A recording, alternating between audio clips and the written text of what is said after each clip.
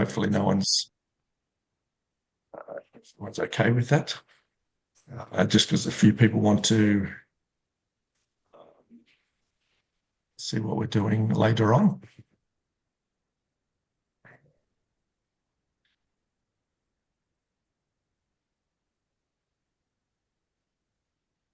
All right, so I might get started while we wait for Karolina. But welcome everyone, and I appreciate you spending some time with us this afternoon.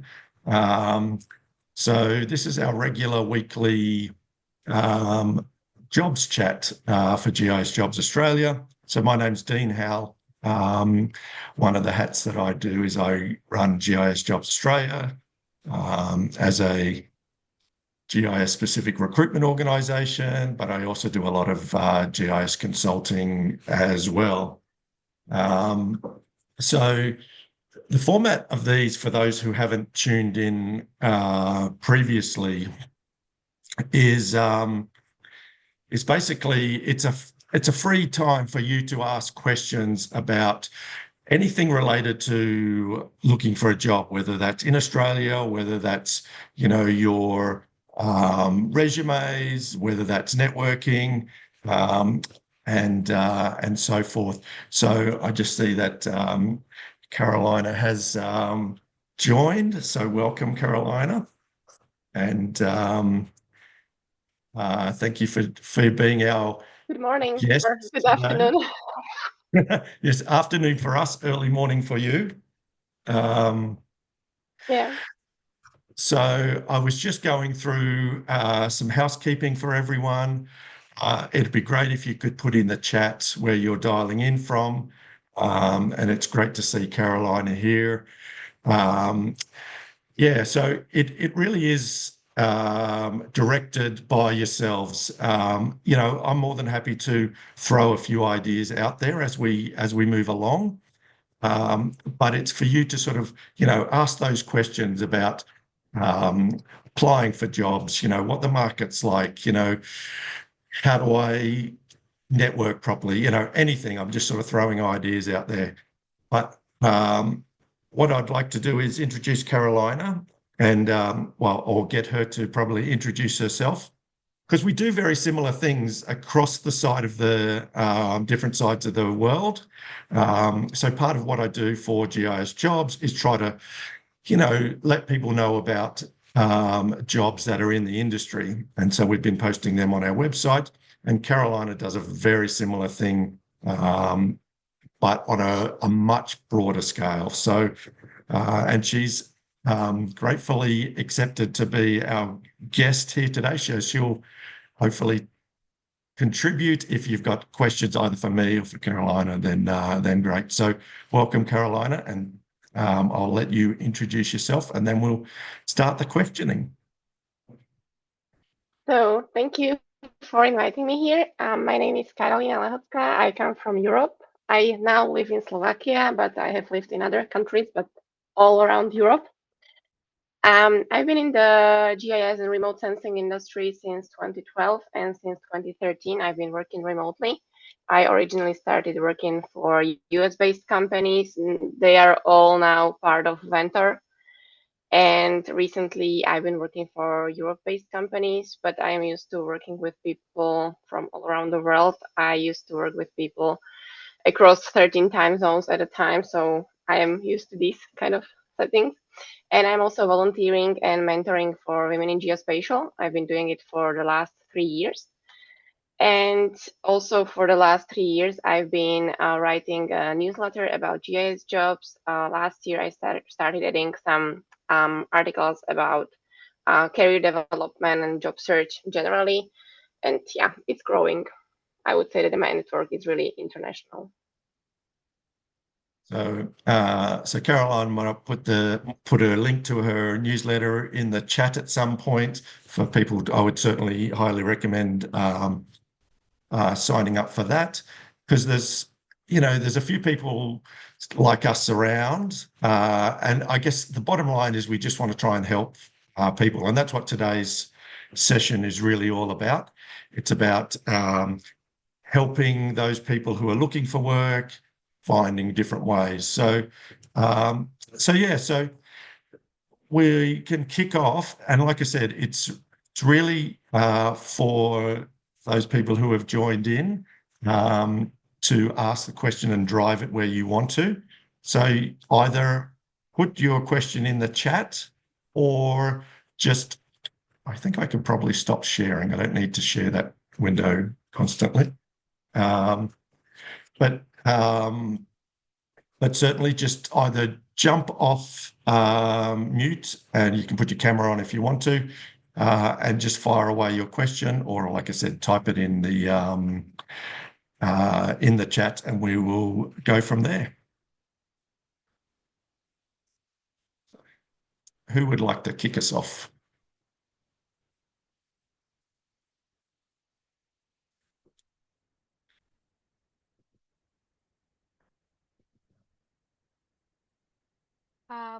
I would like to go All right. first. Thank you. It's always hard being first. Firstly, thanks for hosting such an amazing session, and it's really helpful at this time of the market. Um, Hello all. So I'm Arshia. I'm from USA. So I graduated from UIUC with a GIS master's degree.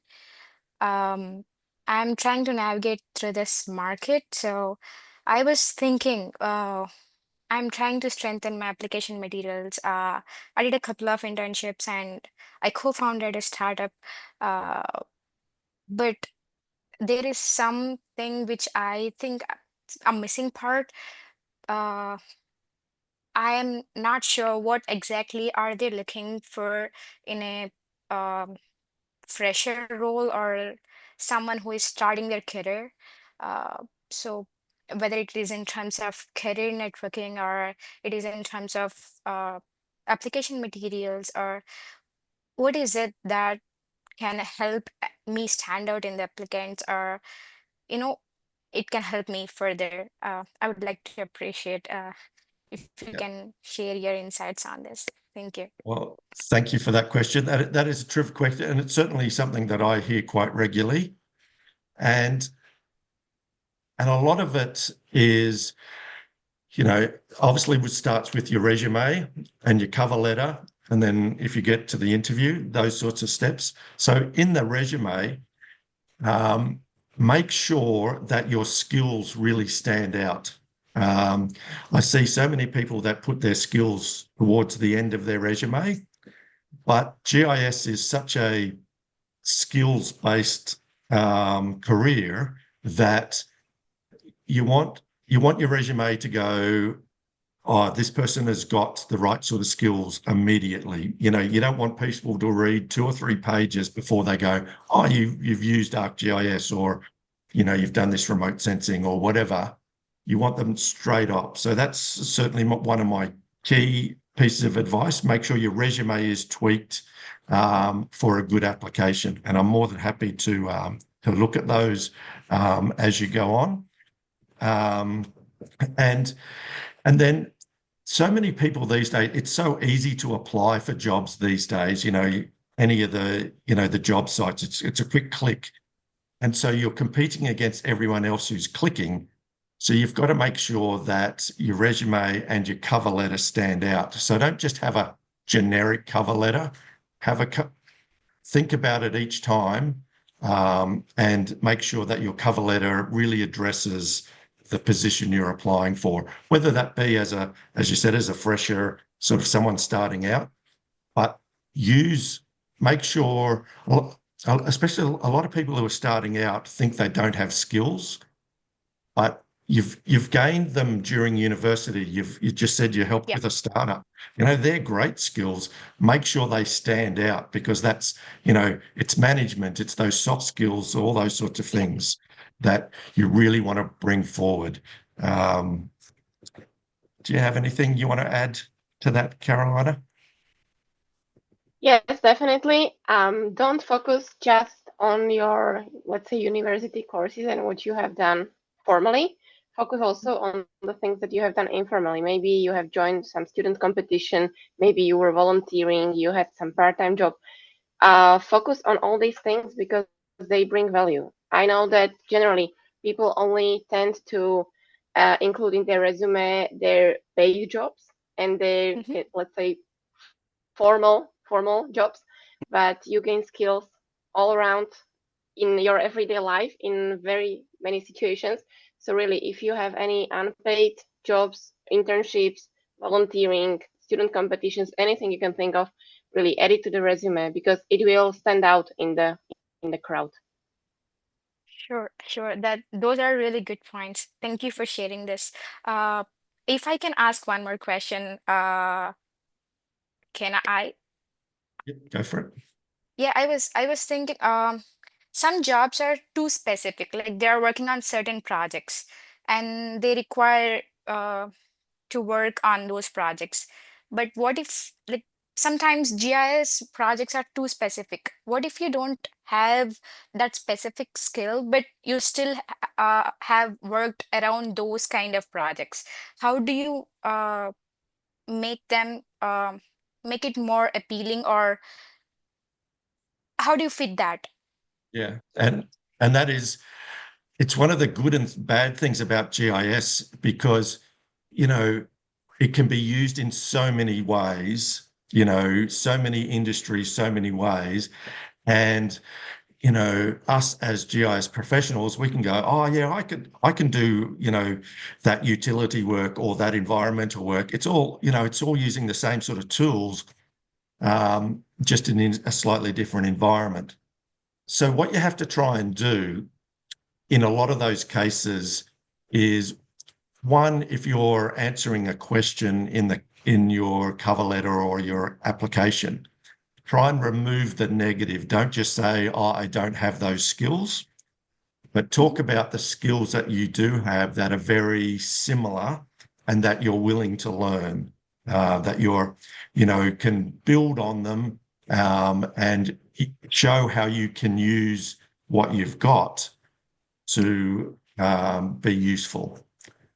So, and that can be hard sometimes, Mhm. but that's the way you've got to try and do it, because we all know that, yes, there's idiosyncrasies about, working in utilities as opposed to, working as an environmental analyst. But the GIS tools, if you know how to do, buffering and analysis and, all of those things, they can be, you know, taken across those industries. And it's that trying to sell to the prospective employer that's what you can do. Sure, sure. Thank you. Yeah, if I can add, really use your transferable skills that you have gained, because GIS industry is very broad and each company does different things, and you can never have like the exact skills they are asking for. But Mhm. most of the time, you will have enough skills that are relevant and similar. And if you can build a simple portfolio of what you have done, I Mhm. mean, don't use like proprietary work or something that is under NDA, but you can always Mhm. create Yeah, your own project and you can use that as a supporting document or material for your application. sure, sure. Um, and in terms of networking, uh, can you hear me? I think Yes. my Yep. Yes, people don't Wi-Fi We have the is can hear you. not portfolios. stable. Yep. No, we can hear you. Yeah, I was thinking about uh, during early career stages, how do you uh, kind of, I know, I mean, kind of network with people, or, just don't feel that you're just looking for a job, but you are really making the connections with them on a deeper level, maybe in the further stage. But how do you navigate that? How do you advise? Yeah, and you're asking some great questions today, and and that's and that's what what you have to do is, I probably get it every day. I'll get a connection request on LinkedIn, and then the first thing people say is, "Can you help me find a job?" Now, that's part of my job to do that. But what you need to do is build up that rapport. And so what I suggest to a lot of people is, when you're starting out, you'll go, all right, what sort of industries do I want to work in? And you might pick 3 or 5 or whatever. And then you'll go, what companies are in those industries? And then you start to research those companies, on LinkedIn or various other websites, and then look for posts that company or employees have done, and then comment on those posts. Go, oh, that looks like a great project. How did you use GIS to come up with that analysis? And then you've started with that conversation. You're asking a question. So don't just like and, Yep. most people, you go, oh, yeah, that's a great article. But ask a question that leads to a conversation. And then, Right. do that regularly. And then as that conversation builds up, you might find that you're talking to them and then they go, oh, we've got another project coming up. We're going to need some more people. It might just naturally sort of Yep. come out. And then hopefully then you can go, well, by the way, I'm looking, and so you're not out just immediately asking for a job. Yeah.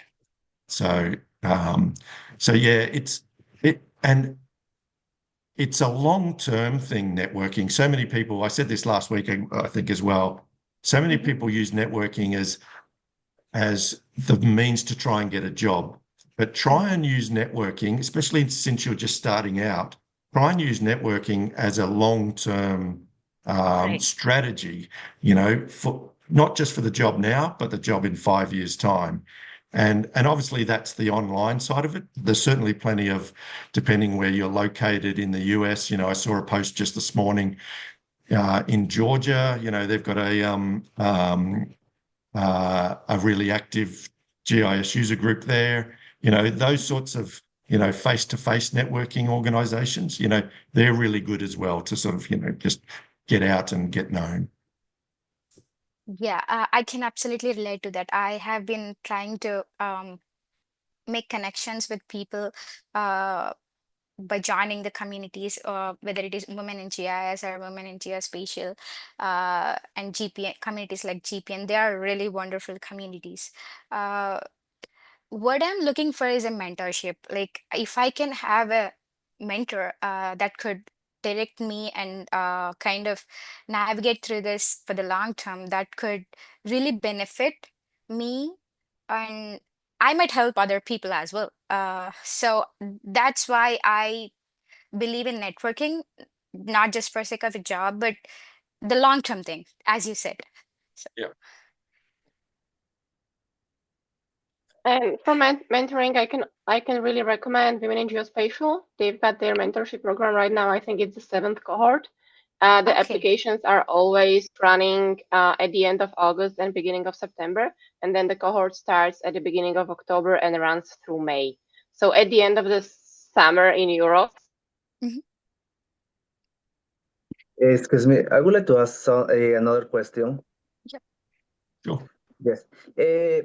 At the moment, I'm The end of August, forester. beginning of Yes. September, Ah. their mentorship Yeah. program in the US. Sorry. Yeah, sorry. Your voice was breaking, so I couldn't respond. But that's a great place to search for. I'll definitely look into it. Thank you. Yeah, and there are other mentor programs in Australia. There's a number of the old Geospatial Council of Australia had a program, and I know that there's one starting up with their new organisation. So yeah, they're the things I do agree. Getting that mentor, and it's just someone, I have lots of people who I do exactly that with, and they'll just reach out and go, hey, Dean, I just need to, share some ideas, or I'm applying for a job, but what do you think?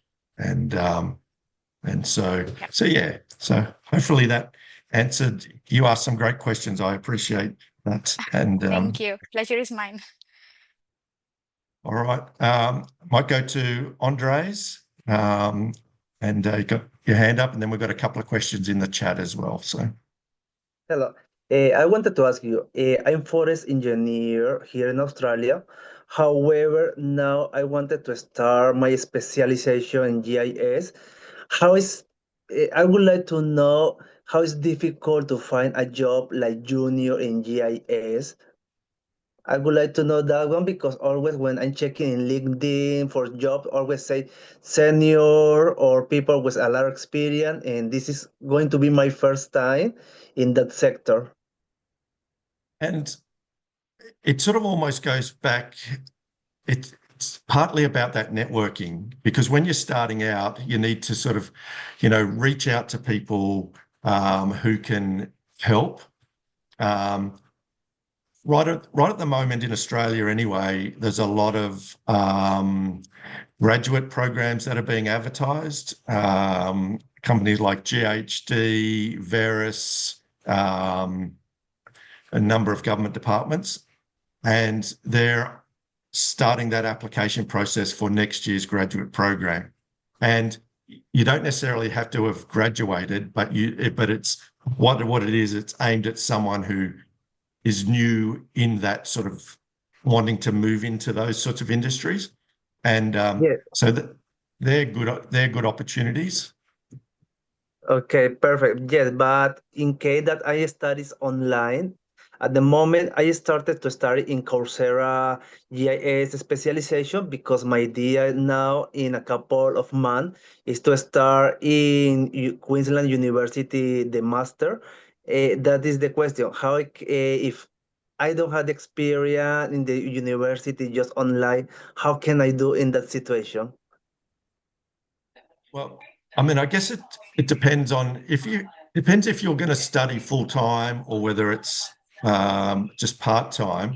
Because if you're going to study either way, often the universities will have gateway programs with employers. So as part of your course, it might be to go do an internship with someone. So the universities are really good for those connections. Um, and it really comes down to, like, depending on where you're located, there are some great networking functions, face-to-face functions around the country. So did you say you're in Western Australia? No, in Queensland. Queensland, sorry. So in Queensland, as an example, in Brisbane, there's the Brisbane Geospatial Network, and they meet on the first Wednesday of every month. It's a social / networking function, and so I'll type that into the chat. I Brisbane appreciate. Thank you so much. Geospatial Network. And it's things like that that can help you. You can then meet people who are in the industry, who are,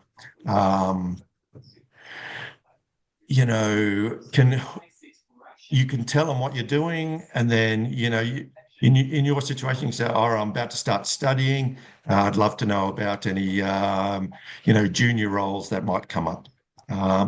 But in parallel to that, the whole networking thing that we just spoke about before is certainly important as well. Thank you.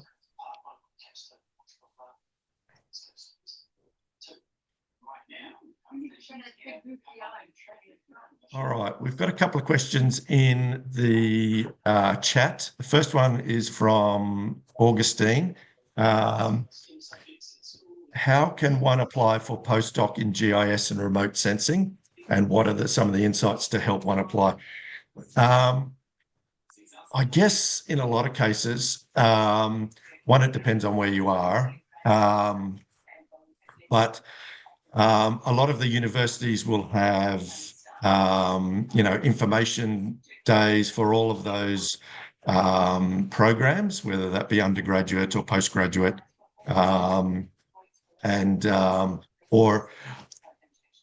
Or I guess, are you meaning, just rereading your question, are you meaning post-study? So maybe if you can clarify that. then I will, if I'm not on the right track. But if you're looking for how do you get into those programs, then through the university. If you're looking for how to apply after it, we've sort of almost talked a lot about those. It's that networking. It's the setting up, a simple portfolio of what you've done during your studies and things like that. If I can add, I must say that I am seeing a lot of postdoc job openings. The main requirement is that you already have a PhD in the relevant field. And I include them all the time in my newsletter. Depending on how senior they are, sometimes they appear under the internship and PhD positions at the end of my newsletter.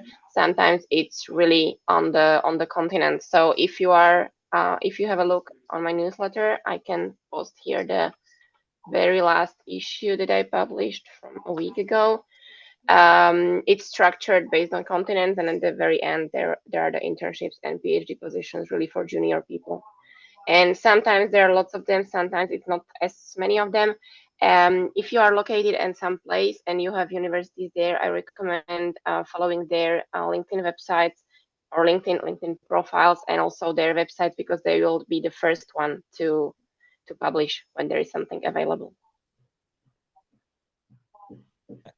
And once again, whether it's, starting out or whether you're finishing your education, all those sorts of things, it's two things in parallel. It's applying for jobs through the sort of the normal press and apply sort of, the job sites.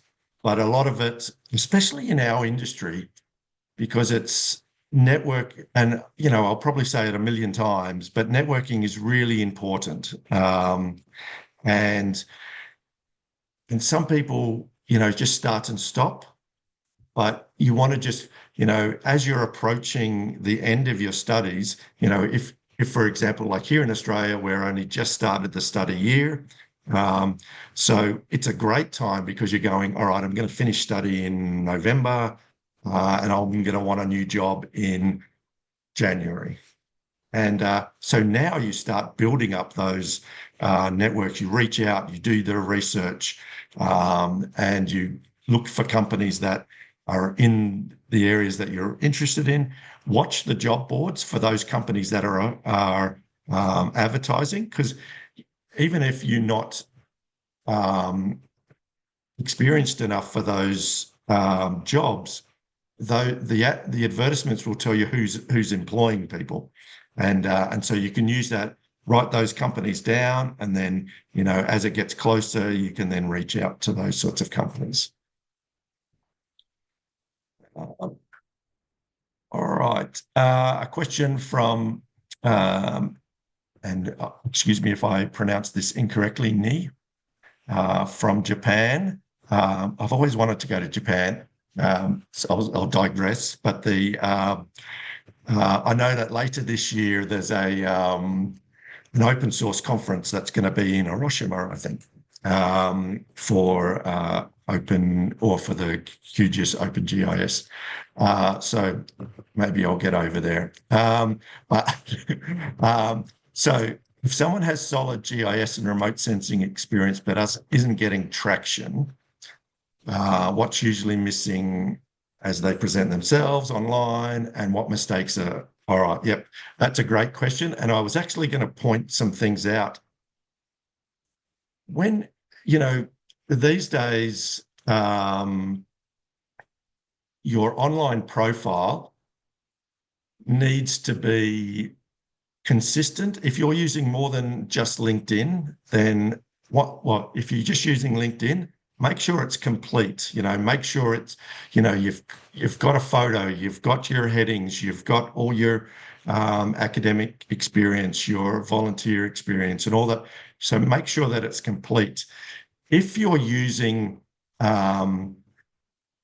other social media platforms like the one that we have with Together Spatial, make sure that they match. So many people go onto a secondary or tertiary site and then just register and just, put their name there, but that's blank. And so you need to have that consistency across as many platforms as you can.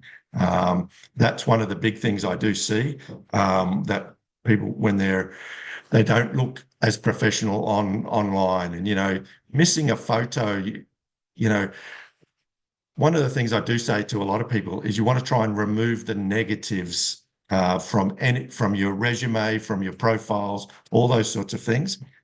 And as soon as you don't have a photo, people go, why? That's the first question, is why don't you have a photo? And so, I know some people don't like putting themselves out there, but by even if it's a bad photo, it stops people asking that negative question. They're just going to go past it. It doesn't have to be, all glamoured up and everything. It just has to be, something that's not going to make you stand out and in a negative way. And the first part of that question, what's usually missing when they that's probably both together. But I also, I'll come back to a thing I said earlier. It's about having your skills really front and center, in all of those online profiles, making sure that you tell people what you do. If, in LinkedIn, as an example, you can have a subheading, which defaults to your current job. But sometimes that current job title might be really generic. And so you can change it and go, GIS guru, and, be as creative as you want if it helps people to stop. So I do think that's important. Yeah, I completely second that, what Dean just said. Having a complete LinkedIn profile is very important. And if you're active on other social media, having like consistent picture is very important.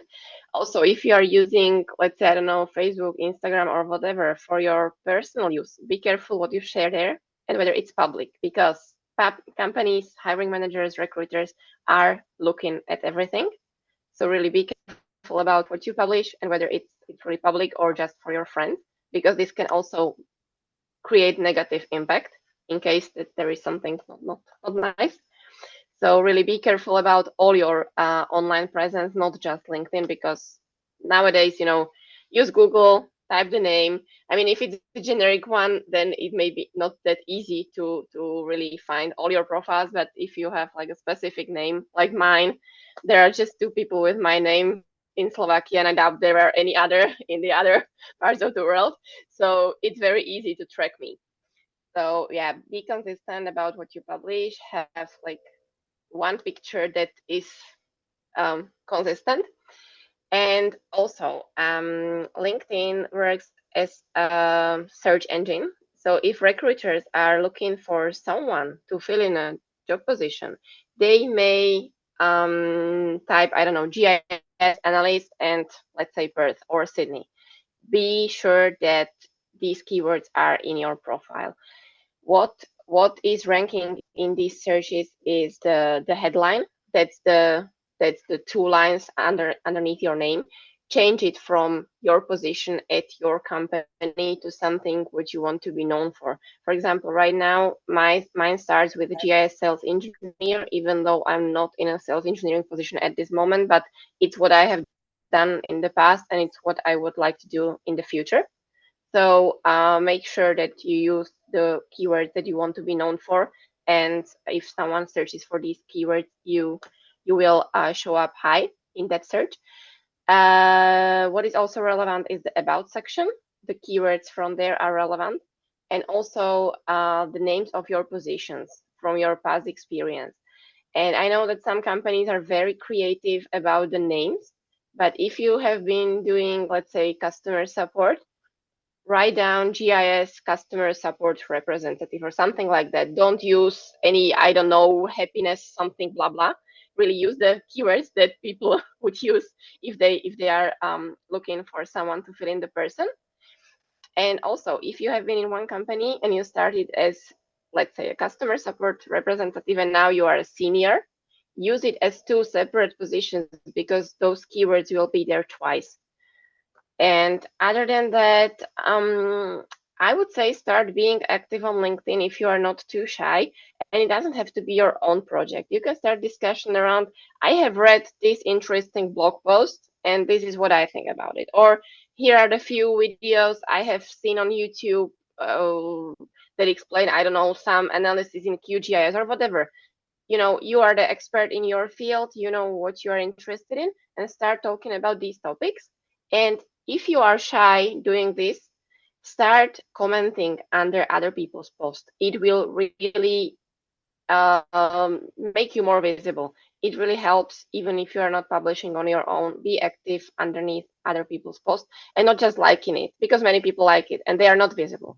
Start commenting, and not just, oh, great post, but start writing what you think about it or what's your personal experience. And these all things add up. And after a few months, you will see some traction.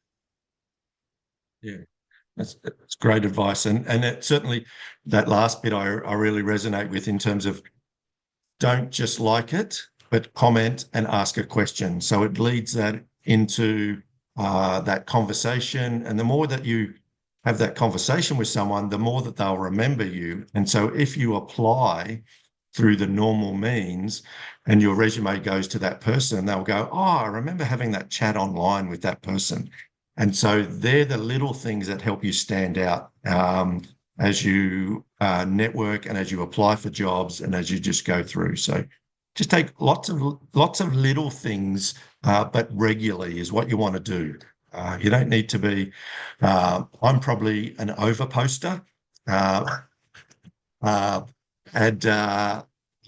that's part of, what I'm trying to do, get the job information out there. But try to be regular. Don't just go, all right, I'm going to do it once a week and then don't do it for 6 months. If you're going to do it once a week, then every week do it. Comment and engage and do it, because that's that consistency that will always help you stand out. So Sophia has got her hand up. So she's been waiting there patiently. I can see in the corner of my screen. But yes, fire away. Can you hear me all right? Yes. Yep, awesome. So I've just last year completed a PhD where I used GIS to do some analysis on crowdsourced data. So I come from a bit of a background of environmental science, geography, but also now urban studies. And I guess as I'm looking for jobs now outside of academia, I'm finding myself that it's quite important to position myself properly with the PhD. And I'm just finding it a bit hard, or I'm wondering, I guess, whether people, because I get advice to not be so, loud about the PhD, just put one line education. And then some people are like, oh, write a whole section, write what you did, with, in terms of the techniques and things. And I guess I was wondering, because Karolina mentioned before about a portfolio, and whether that is something that people use and include in all their applications. I guess it depends on if it's research or I don't know. Yeah, just looking for some advice. I do think portfolios are very important, and it's really quite interesting. When I started out, I was a cartographer, and I was still drawing maps by hand, and they were going to the printers and being printed. I don't do that anymore, but I remember I would have, a bit like an art portfolio. And when I'd go to interviews, I had this big satchel, which had, half a dozen maps or more in it, showing what I could do. This day and age, it's all electronic, which is great, because it means you don't have to carry so much around. But I do think it's becoming more and more important. And so it sort of answers a question we've got in the chat as well, because you can then talk about what you did in your PhD. You know, you can show some of the results, you can show some of the maps, you can, you know, and whether that's, you know, creating, you know, I've seen people who use things like Esri story maps and create a portfolio there, or whether you, if you know HTML or whatever, you can, you know, put together your own sort of web GIS sort of scenario. But I do think a portfolio is a great idea, because one of the things, you know, I sort of mentioned it earlier about that negativity, and you sort of pointed out with the whole PhD thing. I think it's, you know, it's great to champion your studies, because it shows a whole range of peripheral skills. You know, it shows longevity. It shows, you know, that you can stick at something and you can manage it, and all those, you know, all those additional skills which often people forget. But there's a whole bunch of GIS technical skills that you've done through that, which you want to bring out. And so many people will just go, all right, I did my PhD, and maybe here's a sentence about the, you know, what it was. And then they'll forget about all the great technical skills that they actually did. And that's where a portfolio can really, really come in handy. Okay, Right. I would start Yeah. with the PhD No, part thank- and then move to the portfolio. Regarding PhD, I recommend write a whole section around it if it's relevant to your job. You said you've got your background in environmental science and you did your PhD in GIS. In this case, if you want to penetrate the GIS market, focus on your PhD, because it's your like entry ticket. And during the PhD study, it's not just study. You were doing research. Maybe you were teaching bachelor students, or you were doing lots of other things. Maybe you were presenting on some events, conferences. Use all these things, because it includes not just I did some GIS analysis, but it includes I was teaching, or I was presenting, I was doing research about this. These were the results. So really use your PhD and as an entry ticket to the job market, and focus on everything you have done, because the PhD study is quite long. It's usually between 3 and 6 years. And in these 3 and 6 years, you gain a lot of experience. And it's not just learning where to click in ArcGIS. It's really a lot around that, and especially the soft skills. Maybe you were part of the team, or you were leading a small team in your research. Focus on everything you have done. And each PhD study is very different. So it's difficult to say like, focus on this, because I don't know how your PhD study looked like. But right now, I'm mentoring 2 mentees. One of them has just finished her PhD. And there were so many things that we could really take out of the PhD study that she could put in her resume, that now really helps her stand out. So don't make it just one line in your CV. It's a part of your career already, an important one, especially when you are beginning. And it is important, because you've done those, as Karolina was saying, that, you know, those 3 or 6 years. You know, not too many people these days are in a job for 3 or 6 years. And just that in itself shows that you can do something and you can stick at it. And so bring those skills forward. Yes, have something in your resume telling people all about your PhD, but bring those skills forward, whether that's in a portfolio or higher in your resume and all those sorts of things. So I'm just going to, there's a question that came in from Bevan. What are your thoughts on using AI to generate ATS-friendly resumes and cover letters? I'm a fan of AI. I'm not a fan of the term AI. I hate the term AI because I do a lot of GIS development. And behind that development is good programming. And that's what AI is. It's really clever programming. But we put this tag on it. So I digress. But yes, I agree in using AI to get things started. Don't use it as the end of the chain. I see so many resumes come in these days that people have used AI as the end of the chain, and it stands out so much. Yes, you know, ask AI, here's my resume and here's the position I'm applying for. I want an ATS friendly resume or application. Get it to pump something out and tell you why it's pumped those things out. Often people just ask for the finished product, but ask it to explain why you've done that. And here's a tip for which I really love telling people. When you have your electronic resume, and for those who don't know what ATS is, just applicant tracking system, and it's just a keyword search, really. That's all it really is, looking for that keyword. Now, if you want to stack your resume with lots of keywords, but you don't want it seen, what this guy did that I saw and I thought was brilliant, at the bottom of his resume, he put all these keywords in white text.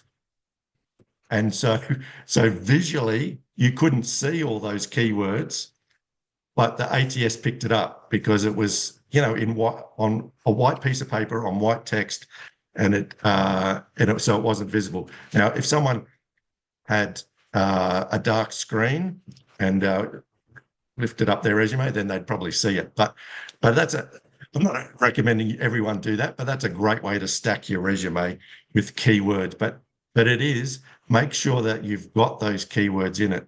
When you look, when someone posts a job, they'll have the selection criteria, and that's where you get your keywords from. The position title, the selection criteria. Make sure that those words are in your resume, in your cover letter, in your LinkedIn profile, all of those things, because that's where it wants to come from. So.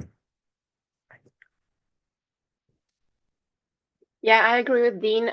Use AI as the starting point, but not as the finishing point. Start the discussion, like you can feed the AI with the job description in your current resume and ask how you can improve your resume, but do the finishing touches yourself, and especially the cover letter. Nowadays, it's so easy and obvious to spot that it was written by AI, and many recruiters will not invite you for an interview if they see this. Regarding the ATS, what generally helps is using just one column resume, no two columns. I know that they may look nice, like, okay, on the left side, there is, I don't know, my skills and things that I want to point out. And on the right side, there is the rest, like my work experience and my education. But ATS systems are really bad at reading charts and tables.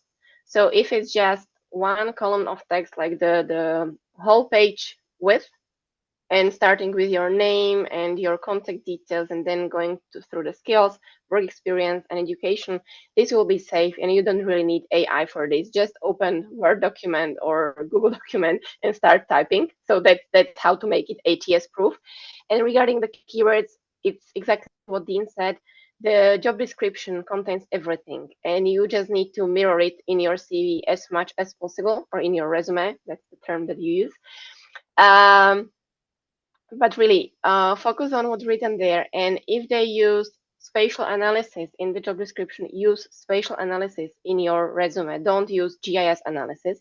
And it is not just for the ATS keyword matching, but it's also because many times the first round of interview is done with an HR person who doesn't have the technical knowledge, and she or he may not know that GIS analysis and spatial analysis could be used interchangeably. So really use the words that are in the job description. Everything that the company wants is written there. And now it's your job to really mirror it in your resume and your cover letter as much as possible. Yeah, and I agree 100%. I remember I did a seminar, it's probably 10 years ago now, and I was talking about how to make your resume stand out. And at that point, I was going, oh, yeah, put lots of colors and logos and all those sorts of things. And back then, people were printing resumes out, and that's what was being, whether or they were being sent electronically. And that was a great way to stand out. But these days, because it goes through either an automated or a application system, nicely set out, but it can just be fairly basic. You don't have to worry about all the formatting these days. Make it nice. You don't want it to look like, a screwed up piece of newspaper, but have everything that's needed to be there. And then then the systems will pick that up without having any sort of major issues. Now, we've actually gone over time. There is a couple of questions in the chat still, but what I'm going to do is I really want to thank Karolina for being here today, to adding that extra voice. What is really amazing is that what we were both saying is very similar. So it's the way you apply for a job in Europe is, the same as very similar to Australia. And the way we use GIS is, that's the beauty of GIS across the world. You don't need to restudy to do GIS in Australia or Europe or the US or India or wherever. It's just, knowing that. And that's one of the great things I love about GIS is I've been able to work around the world because I was lucky enough to learn GIS. Now, like I said, there are a couple of questions in the chat still, so I will reply to those people directly. We have these the same time every week here in Australia, 4 p.m. on a Wednesday afternoon. I was trying to remember what day it was then. And it's the same link. So you can use the same link each week or just go through. But I really appreciate everyone who's spent the last 50 minutes here. I really appreciate Karolina for accepting the invitation. I wish you all well, and reach out to me anytime. Get onto Karolina's email list. I'm happy to review resumes, help with mentoring, help with applications, all those sorts of things. Just reach out anytime. We're here to help, and that's essentially, I guess, the bottom line between why we're here today and what we do in a roundabout way. So thank you, everyone. Have a great day. For those ending your day, have a great evening. For those just starting their day, have a great day. And I'm sure we'll chat again soon. Thank you. I was really happy to be here and to meet all of you. And yeah, have a good day. Yep. Thank you very much, everyone. Okay. Thank you. Bye for now. Bye-bye. Bye.